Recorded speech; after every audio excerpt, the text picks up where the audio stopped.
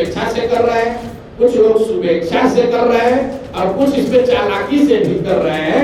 नीतीश कुमार हर पीला रंग सोना नहीं होता, वो जनता को ये कह रहे हैं। लेकिन इसके बाद उन्होंने आज जाते जाते जो दावेदारी की है वो आपने सुना होगा। रंग के बस से घूमेंगे तो लोग यही मानेंगे कि चलिए उन्होंने भी मान लिया कि जदयू का आगे भविष्य जन स्वराज में ही है।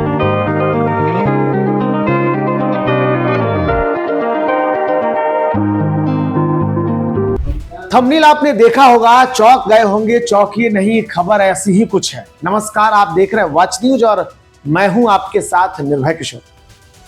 बिल्कुल सही देखा आपने, खबर अगर खोले हैं तो परेशान मत होइए, जानकारी कुछ ऐसी ही है। जेडीयू का जन स्वराज में विलय हो जाएगा, ये हम नहीं कह रहे, ये जन स्वराज के सर्वे सर्वा, जन स्वराज के सूत्रधार और बड़े राजनीतिक विशेषज्ञ जिनको कहते हैं, चाणक्य भी कहते हैं कई लोग, नाम है प्रशांत किशोर। प्रशांत किशोर कह रहे हैं कि नवंबर के बाद जेडीयू का जन स्वराज में विलय हो जाएगा, सब पीले पीले हो जाएंगे। पहले क्या कुछ कह रही है सुनिए जरा सा। रंग है वो विष्णु का रंग है।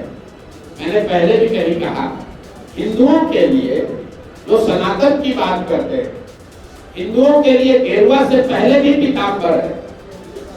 तो पीला रंग में तो सबको रंगना ही है, पीले रंग में इसी से तरक्की है।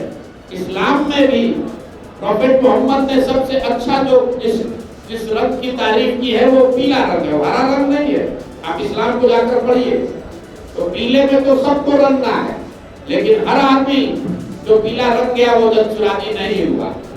हर चमकता हुआ पीला चीज सोना नहीं है।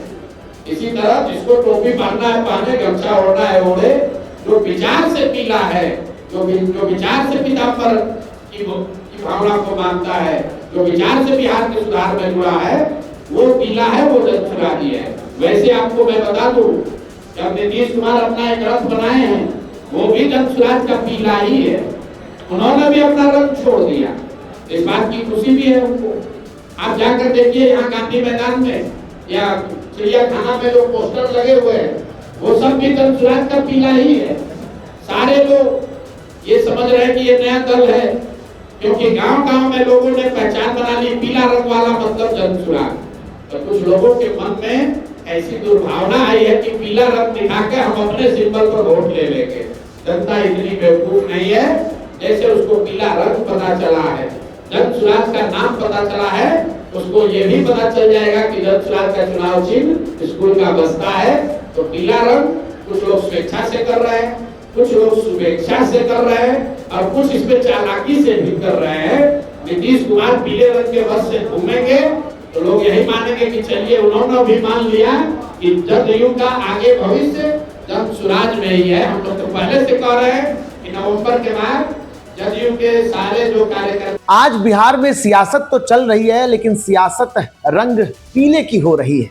प्रशांत किशोर पीले रंग के हो गए, मतलब उनकी पार्टी का जो रंग है वो पीला रंग है। उसके बाद तेज प्रताप यादव भी आए, पीली टोपी में आ गए। तब उसके साथ साथ मुख्यमंत्री नीतीश कुमार के बिहार दौरे के लिए गाड़ी आई है। गाड़ी सज धज कर तैयार है, जन रथ है। उस रथ में सीएम नीतीश कुमार बिहार का दौरा करेंगे और इस दौरे के साथ साथ अब उस पर गाड़ी पर भी सियासत होने लगी है। हालांकि ये कोई पहली बार नहीं है जब बिहार में गाड़ी पर सियासत होती है, चाहे प्रशांत किशोर की गाड़ी हो या तेजस्वी यादव की गाड़ी हो। और अब नीतीश कुमार की गाड़ी पर सियासत होने लगी है क्योंकि गाड़ी पीले रंग की है। पोस्टर भी पटना में कई जगहों पर पीले रंग के दिखने लगे हैं। तो प्रशांत किशोर ने ही कहा है कि अब सब पीले हो गए हैं, लेकिन एक बात जान लीजिए, हर पीला रंग सोना नहीं होता, वो जनता को ये कह रहे हैं। लेकिन इसके बाद उन्होंने आज जाते जाते जो दावेदारी की है वो आपने सुना होगा।